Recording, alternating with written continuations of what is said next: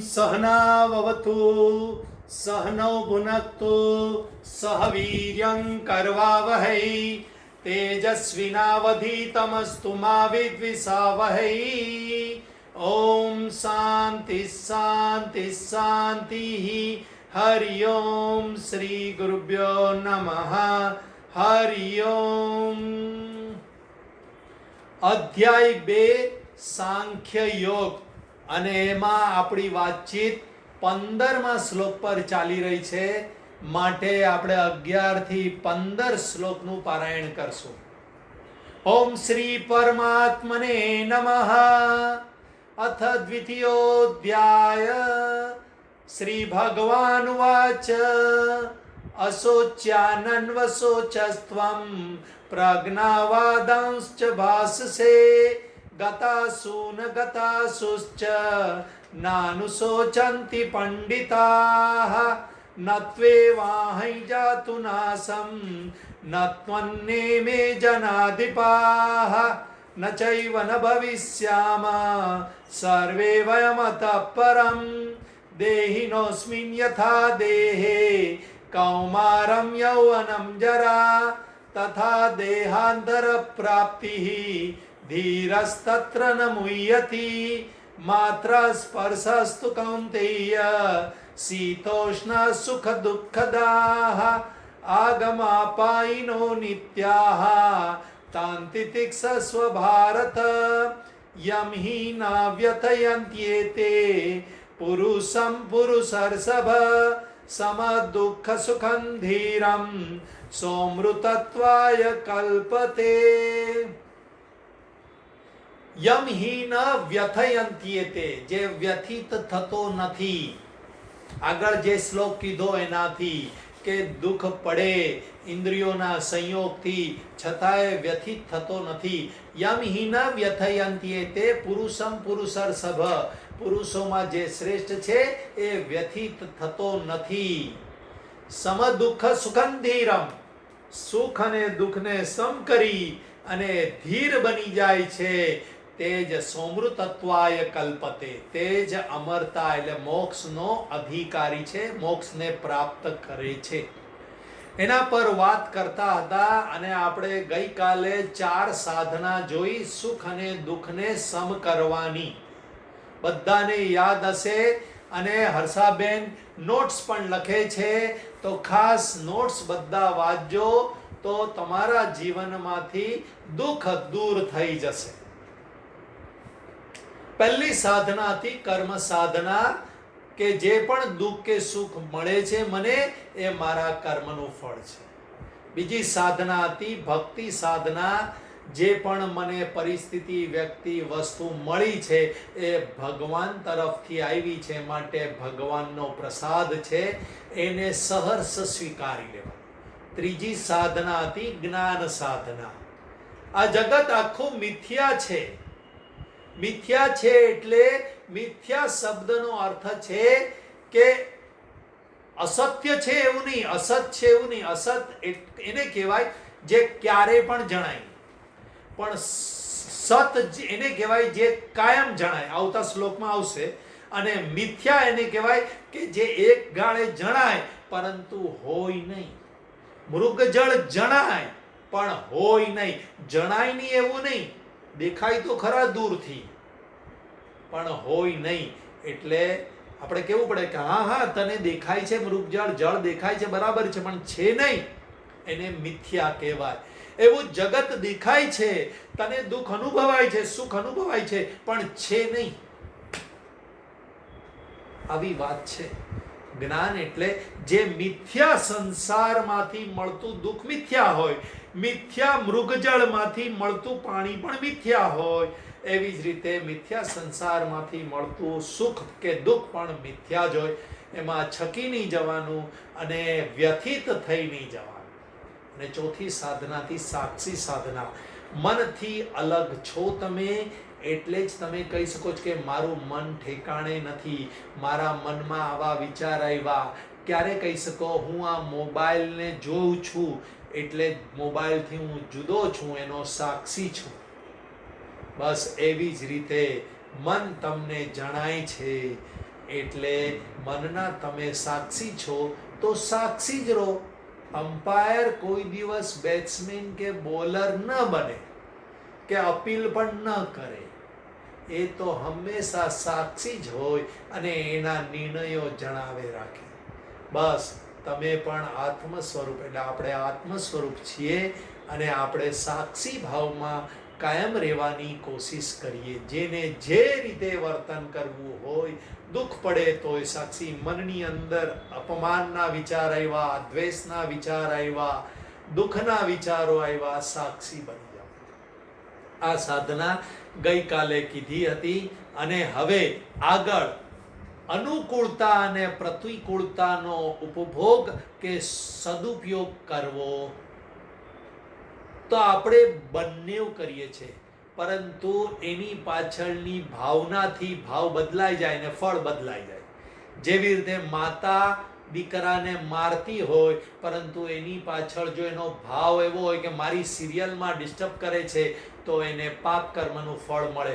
અને એને મારતી વખતે દીકરાના કલ્યાણનો વિચાર હોય તો એને પુણ્ય કર્મનું ફળ મળે. ક્રિયા એક જ છે, ભાવ બદલાતા એનું ફળ બદલાઈ જાય છે. એવી જ રીતે અનુકૂળતાનો પોતાના સુખ આરામ સુવિધા માટે ઉપયોગ કરવો.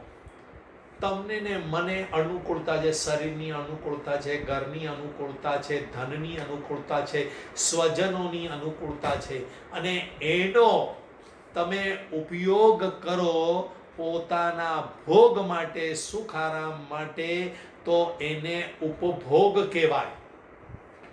અને જેનો ઉપભોગ કરો એનું ફળ ભવિષ્યમાં મળે ને મળે.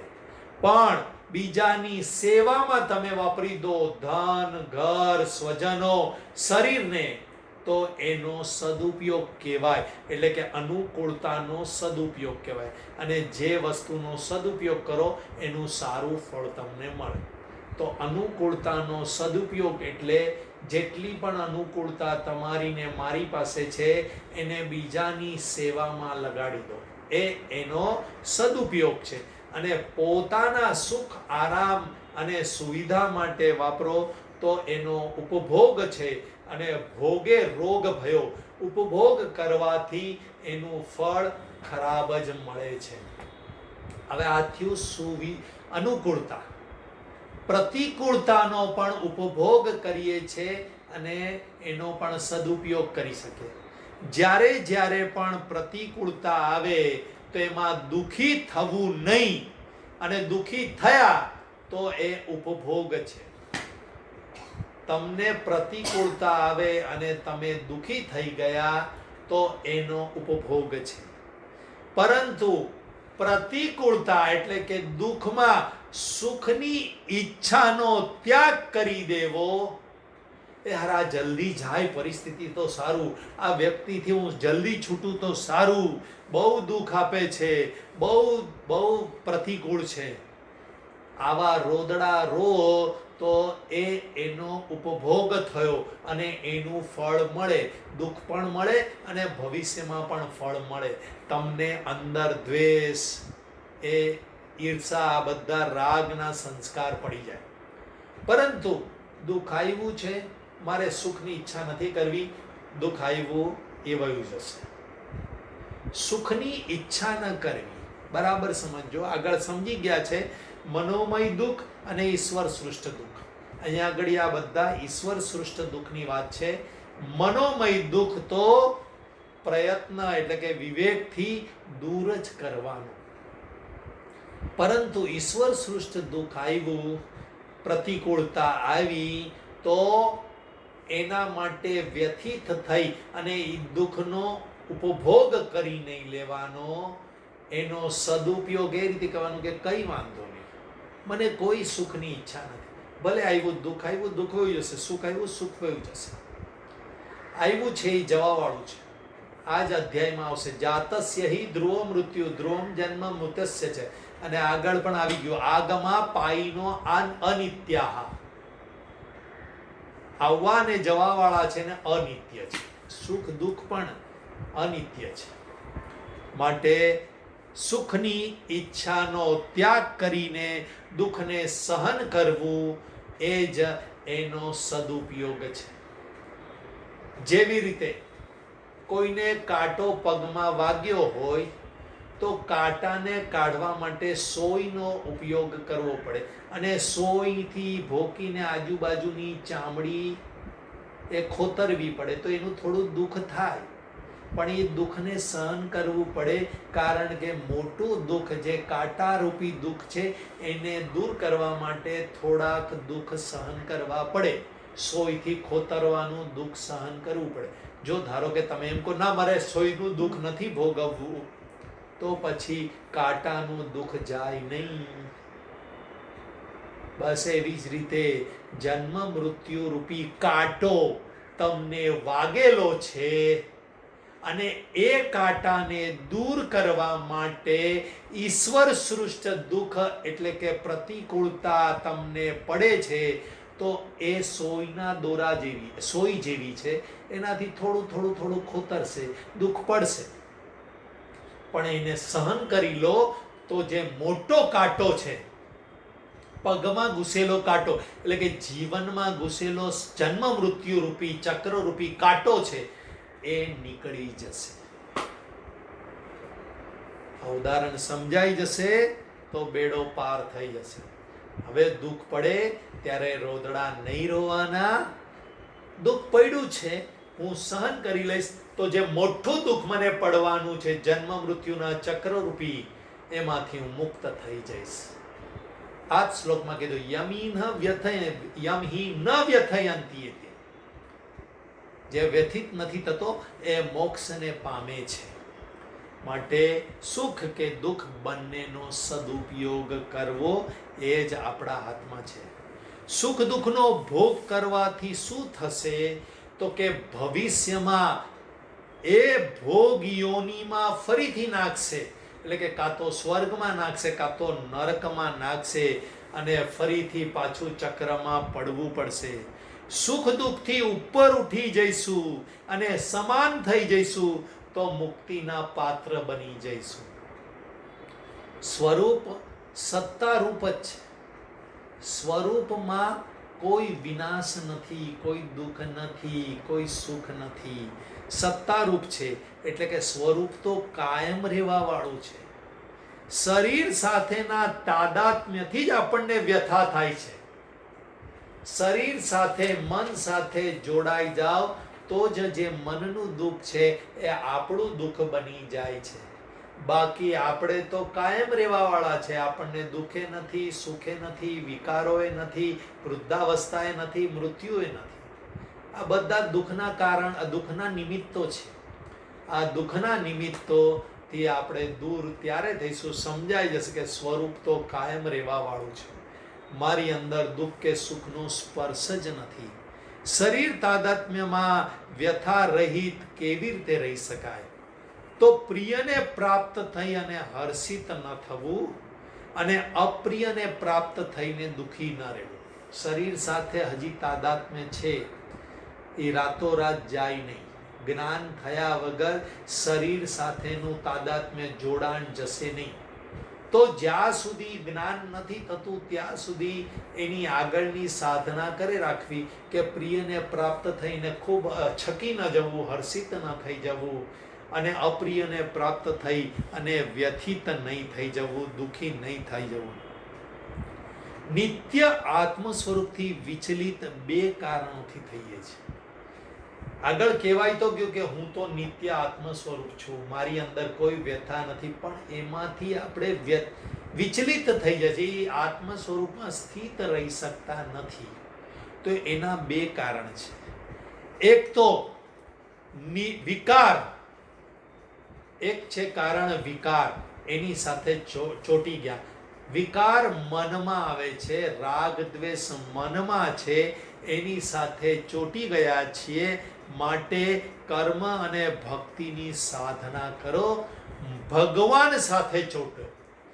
કર્મ તમે કરો, એનું ફળ ભગવાનને અર્પણ કરો. ભક્તિ કરો અને ભગવાન સાથે જોડાઈ જાઓ. હે નાથ, હે મેરે નાથ, मैं आपका हूँ, मैं आपको कभी भूलूं नहीं, आप ही मुझे प्रिय लगे. આ ભગવાન જ મને પ્રિય લાગે. આવી રીતે મનની અંદર વિકારો આવે, રાગ દ્વેષ કોઈના થાય, કોઈના પ્રત્યે પ્રિયતા થાય તો ભગવાન તરફ વળી જાઓ, ભગવાન તું જ મને પ્રિય રહે. એટલે વિકારો મનની અંદર ઉઠવાના, કારણ આપણા કેટલાય જન્મોના ને આ જન્મોના સંસ્કાર છે. વિકારો ઉઠે જ નહીં એવું શક્ય નથી. મન તો સેકન્ડે વિચારો મૂકે રાખે, અને વિચારો અલગ અલગ પ્રકારના ઉપર નીચેના આવે રાખે, એને જ વિકારો કહેવાય. તો એના માટે ભક્તિની અને કર્મની સાધના કરવાની. અને બીજું, નિત્ય આત્મ સ્વરૂપથી આપણે વિચલિત થઈ જઈએ છે એનું કારણ છે વિવર્ત. વિવર્ત એટલે વિશેષના અવર્ત, એટલે કે ભ્રાંતિ થઈ જવી, એ પણ આત્મ સ્વરૂપથી વિચલિત કરી નાખે છે. જેમ દોરીમાં સાપ દેખાવાથી આપણે દોડાદોડી કરીએ, પરંતુ જ્ઞાન થતા કે આ તો દોરી છે, આ સાપ નથી, તો જ્ઞાન થતા જ ભ્રાંતિ દૂર થાય અને પાછા પોતાના સ્વરૂપમાં સ્થિત થઈ શકીએ. એના સિવાય બીજો કોઈ ઈલાજ નથી. એટલે પોતાના સ્વરૂપથી વિચલિત થવા માટે થઈ ગયા હોઈએ તો બે કારણ છે. એક તો વિકારો સાથે ચોટી જઈએ, અને બીજું ભ્રાંતિ થઈ જાય. આમ વિકારો સાથે ચોટીએ નહીં, માટે પરમાત્મા સાથે ચોટી જાઓ, અને ભ્રાંતિ થઈ ગઈ હોય તો જ્ઞાન દ્વારા કાઢી નાખો. સુખ દુઃખને સમાન કરવાના બીજા પણ બે ઉપાય છે. શાસ્ત્રના શબ્દ છે અપ્રત્ય, એટલે કે ધ્યાન ન આપવું.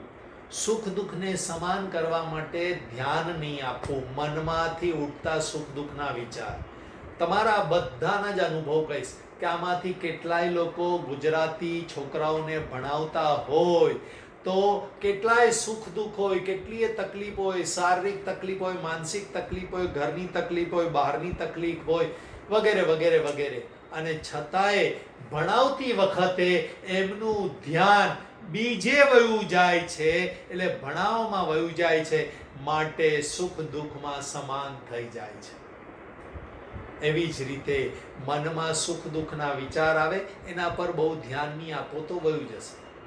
બીજું ઉદાહરણ, ઘરમાં દરવાજા પર કોઈએ બેલ મારીને કોઈ આવ્યું હોય, અને આપણે દરવાજા ઉપર જ ઊભા રહીએ અને પૂછીએ શું કામ છે, અને એને બારોબાર ઊભા રાખીએ, એના તરફ વધારે ઇન્ટરેસ્ટ લઈએ નહીં, એને આવકાર ના આપીએ તો એ 1 મિનિટમાં જ વયો જાય એનું કામ કરીને. જે પણ કામ હોય, અથવા તો દાદ ના આપીએ, કોઈ સેલ્સ ગર્લ આવી હોય અને એને દાદ ના આપીએ તો એ વહી જાય. બસ એવી જ રીતે અપ્રત્યય મનમાં ઉઠતા દુઃખ અને સુખના ભાવને ધ્યાન ના આપો. ધ્યાન તમારું સેવામાં, ભક્તિમાં, જ્ઞાન મેળવવામાં, આ દ્વારા પરમાત્મા પ્રાપ્તિમાં જ રહેવું જોઈએ. અને બીજું અસ્વીકાર. પહેલો હતો અપ્રત્ય, અને બીજું છે અસ્વીકાર. દુઃખને દુઃખની રીતે સ્વીકારો જ નહીં.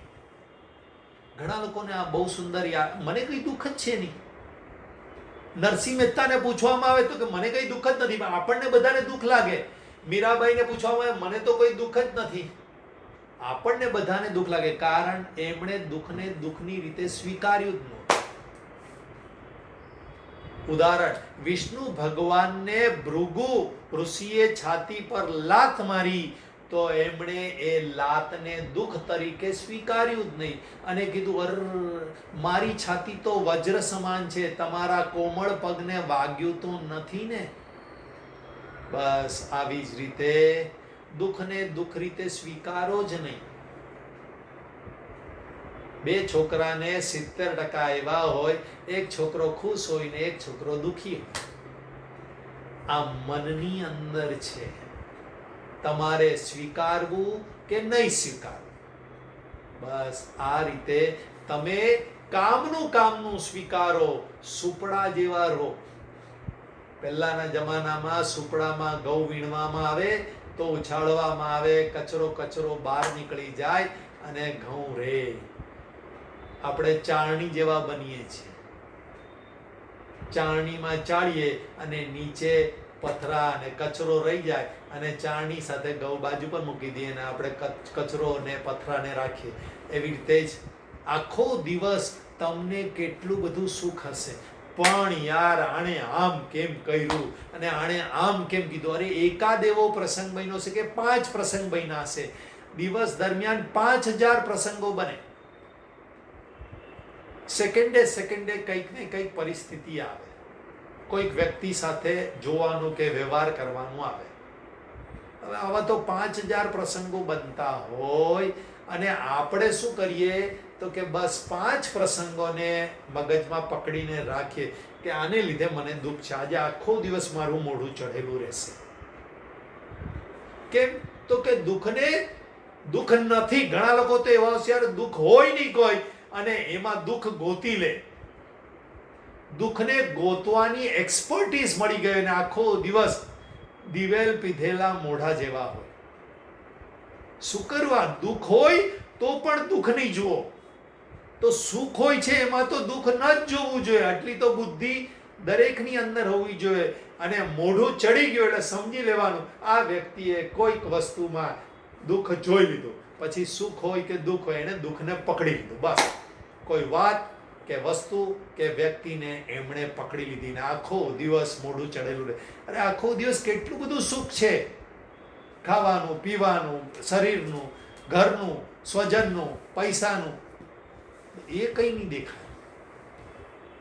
પણ કંઈક એકાદ બે દુઃખના પ્રસંગ હશે એને પકડીને આખો દિવસ દુઃખી રહેશે. એટલે દુઃખને દુઃખ રીતે સ્વીકારો જ નહીં તો મોઢું ચડશે જ નહીં. તમે દુઃખી રહેશો જ નહીં, હસતા જ રહેશો. અને મારી સામે તમે આવો તો હંમેશા હસતા રહેવાનું. બસ. કારણ કે હું તમારું દુઃખ દૂર કરી શકું એમ નથી. એટલે આપણે બંને ખુશ રહીએ તો આપણે આખા જગતને ખુશ કરી શકીએ. બસ એવી જ રીતે હસતા રહેવાનું. દુઃખ તો દૂર થવાનું. કેટલું દુઃખ છે દુનિયામાં, પરંતુ આપણે પકડીએ જ નહીં તો દુઃખ ના લાગે. આખા બિલ્ડિંગના છોકરાનું દુઃખ પકડતા નથી તો કેટલું દુઃખ આપણે કાઢી નાખ્યું છે, પરંતુ આપણા છોકરાનું કંઈક દુઃખ હોય એને પકડી ગયું. તો દુઃખને દુઃખ તરીકે સ્વીકારો જ નહીં તો દુઃખ લાગશે જ નહીં, દુઃખ પડશે જ નહીં. આ બે નવી સાધના છે. એક તો ધ્યાન નહીં આપો, ધ્યાન તમારું ડાયવર્ટ કરી નાખો. કોઈ એવો પ્રસંગ બન્યો, અપમાન થયું કે શરીર દુખે છે કે ખાવાનામાં બરાબર નહોતું કે કોઈ કે બરાબર વાત નહીં કરી, એના પર ધ્યાન નહીં આપો. એવોઇડ ઇટ, ઇગ્નોર કરો. ઠીક છે, આપણે આપણું કામ કરો ને યાર. બસ જેને પણ દ્વેષ કરવો હોય, દંભ કરવો હોય, જે કરવું હોય કરે. આપણે આપણા કામમાં એટલે આપણી સાધનામાં, આપણા પરમાત્મા પ્રાપ્તિના માર્ગ પર ચઢેલા રહેવું. પાછળ જેને જે બોલવું હોય બોલે, આપણે તો આનંદમાં રહેવું. બસ. અને બીજા જેટલા પણ આપણા સંપર્કમાં આવે એને આનંદમાં રાખવા. આટલું શીખી જશો તો જિંદગીમાં મોક્ષ અત્યારે ને અહીંયા જ છે. Liberation is now and here. આટલું કરવાથી લિબરેશન એટલે કે મોક્ષ અત્યારે ને અહીંયા જ છે. खुश रहो, खुश रहो, यही जिम परिवार की शुभेच्छा. खुश રહો. બસ રોજ સાંભળો છો. હવે મોઢું ચડેલું ન હોવું જોઈએ કોઈનું, દિવેલ પીધેલા મોઢા જેવું ન હોવું જોઈએ. રોજ અનમોલ કહાની સાંભળો ત્યારે આ વિષયને યાદ કરજો. મારે દુઃખને દુઃખ તરીકે સ્વીકારવાનું જ નથી, મારે ખુશ જ રહેવાનું છે. બસ આજ આ શ્લોકની અંતિમ સાધના છે. 16મો શ્લોક બધા સાથે બોલશું. નાસતો વિદ્યતે ભાવઃ ના ભાવો વિદ્યતે સતઃ ઉભયોરપી દ્રષ્ટોંતઃ ત્વનયોસ્તત્વદર્શિભિઃ. નાસ્તો વિદ્યતે ભાવઃ. આ સંસ્કૃત ને આવા 3 શબ્દમાં લઈએ તો આપણે એમ કે સવારના પોરમાં નાસ્તો નથી મળતો. નાસ્તો વિદ્યતે ભાવઃ, નાસ્તાનો ભાવ નથી. પરંતુ અહીંયા આગળ નાસ્તાની વાત નથી. અહીંયા આગળ ન અસતઃ વિદ્યતે ભાવઃ, અસતનો ભાવ નથી. ન અસતઃ વિદ્યતે ભાવઃ, ના ભાવઃ વિદ્યતે સતઃ, ન અભાવઃ વિદ્યતે સતઃ. એટલે સતનો અભાવ નથી. એટલે અસત કોઈ દિવસ હોતું નથી અને સત કોઈ દિવસ ન હોય એવું હોતું નથી. આ બંનેનું તત્વજ્ઞાની પુરુષોએ જોયેલું છે. એટલે કે આ બંને જગતમાં બે જ વસ્તુ છે. ઘણી વાર આપણે બોલ્યા છીએ સત અસત, ક્ષર અક્ષર, ક્ષેત્ર ક્ષેત્રજ્ઞ, જડ ચેતન, પરા અપરા, આવા ઘણા બધા સમાનાર્થી નામો છે. જગતમાં બે જ વસ્તુ છે. એક છે અસત, જે કોઈ દિવસ હતું જ નહીં, હશે નહીં અને છે નહીં. અને બીજું છે સત. એટલે સત એટલે સત સ્વરૂપ પરમાત્મા, જે હતા, છે અને રહેશે. અસત ત્રણેય કાળે રહેતું નથી. માટે અહીંયા કહેવામાં આવ્યું છે અસતઃ ન વિદ્યતે ભાવઃ. શરીર સંસાર અસત છે. કેવી રીતે? તો કે શરીર અને સંસાર, તમારું ને મારું, પહેલા શરીરને સમજીએ. તમારું ને મારું શરીર ભૂતકાળમાં ન હતું અને ભવિષ્યમાં નહીં રહેશે. અને માટે ત્રણેય કાળે, ભૂતકાળ, વર્તમાન અને ભવિષ્યકાળ, ત્રણેય કાળે ન હોવાથી એ અસતઃ છે. અહીંયા અસત અને મિથ્યાના સ્વરૂપમાં લીધેલું છે. વર્તમાનમાં પણ ક્ષણે ક્ષણે આ શરીર બદલાતું રહે છે, ઘસાતું રહે છે. તેવી જ રીતે આ શરીર એક સંસારનો નમૂનો છે. એવી જ રીતે સંસારનું છે. સંસારની અંદર ઘર જુઓ તમે તો પહેલા ન હતું, ભવિષ્યમાં નહીં રહે અને અત્યારે પણ રોજ ઘસારો થાય છે. એવી રીતે આખી દુનિયા, આખી પૃથ્વીની અંદર પણ ગ્લોબલ વોર્મિંગ શું છે? ઘસારો છે. પહેલા પૃથ્વી ન હતી, ભવિષ્યમાં નહીં રહેશે અને અત્યારે પણ ઘસારો છે. માટે એ બંને અસત છે. શરીર અને સંસાર અસત છે. ના અભાવઃ વિદ્યતે સતઃ, એટલે કે સતનો ક્યારેય અભાવ નથી. ઉદાહરણ, પડદા પર દ્રશ્યો સ્થિર લાગે પણ ફિલ્મ ફરી રહી છે.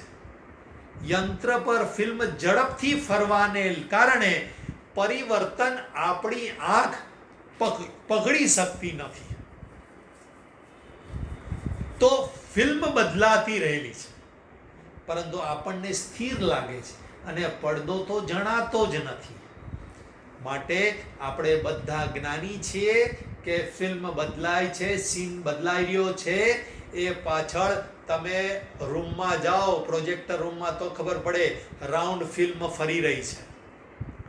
ફિલ્મ તો બદલાતી રહી છે પરંતુ આપણી આંખ પકડી નથી રહી. એવી જ રીતે શરીર અને સંસાર બદલાઈ રહ્યું છે પરંતુ આપણી આંખ પકડાઈ નથી રહી. પરંતુ પડદો એઝ ઇટ ઇઝ રહે છે. જેમ સિનેમા હોલમાં સ્થિર છે, કુટસ્થ છે, એની અંદર કોઈ પરિવર્તન નથી, પરંતુ એની ઉપર આખા ફિલ્મનું પરિવર્તન જણાઈ રહ્યું છે. એવી જ રીતે પરમાત્માની ઉપર આ સંસારનું આખું પરિવર્તન જણાઈ રહ્યું છે. કાળની ગતિ એટલી ઝડપથી ફરે છે કે શરીરનું પરિવર્તન આંખ પકડી શકતી નથી. હું તો એવો ને એવો જ છું, ગઈકાલે હતો એવો ને એવો જ છું. શક્ય જ નથી. પરિવર્તન થઈ રાખીએ છીએ. પૃથ્વી ફરે છે પરંતુ એ ફરવાની ગતિને આપણે જોઈ શકતા નથી, કારણ એટલી ઝડપથી ફરે છે કે આંખ પકડી શકતી નથી. બસ એટલા માટે આપણે જે ઉલટું વિચારી રહ્યા છીએ કે સંસાર તો સ્થિર છે, ભગવાન ક્યારેક ભવિષ્યમાં મળશે, આ આખી ઉલટી વિચારણા છે. સંસાર પરિવર્તનશીલ છે જ નહીં, પરંતુ પરમાત્મા તો અત્યારે ને અહીંયા જ છે. માટે આ ઉલટી વિચારણાને કાઢવા માટેનો આ શ્લોક છે. સતનો કોઈ દિવસ અભાવ નથી, એટલે કે પરમાત્માનો કોઈ દિવસ અભાવ નથી, પડદાનો કોઈ દિવસ અભાવ નથી. નવી નવી ફિલ્મો આવે રાખે પડદા પર, 2 અઠવાડિયા 3 અઠવાડિયા ચાલે, પાછી નવી ફિલ્મ આવે, નવી ફિલ્મ આવે રાખે. એવી રીતે પડદાનો ક્યારેય અભાવ થતો નથી. બસ એવી જ રીતે પરમાત્માનો ક્યારેય અભાવ નથી. જીવો જન્મે મરે, સૃષ્ટિમાં પણ પરિવર્તન થાય, ડુંગરો બને તૂટે, નદીઓ વહે સુકાઈ જાય, આ બધું પરિવર્તન થઈ રાખે છે. પરંતુ પરમાત્મામાં કોઈ પરિવર્તન નથી. પરમાત્માને લીધે પરિવર્તન જણાઈ રહ્યું છે. વાસ્તવમાં સંસાર આપણને એક પણ વાર દેખાતો નથી. વાસ્તવમાં સંસાર આપણને એક વાર પણ દેખાતો નથી. એ કેવી રીતે, એના પર આપણે આવતીકાલે વાત કરશું. આવતીકાલે એટલે શુક્રવારે બુધવારે, કાલે બુધવારે, આવતીકાલે વાત કરશું. ઓમ પૂર્ણમદ પૂર્ણમિદં પૂર્ણાત પૂર્ણમુદચ્યતે પૂર્ણસ્ય પૂર્ણમાદાય પૂર્ણમેવાવશિષ્યતે. ઓમ શાંતિ શાંતિ શાંતિ. હરિ ઓમ. શ્રી ગુરુભ્યો નમઃ. હરિ ઓમ.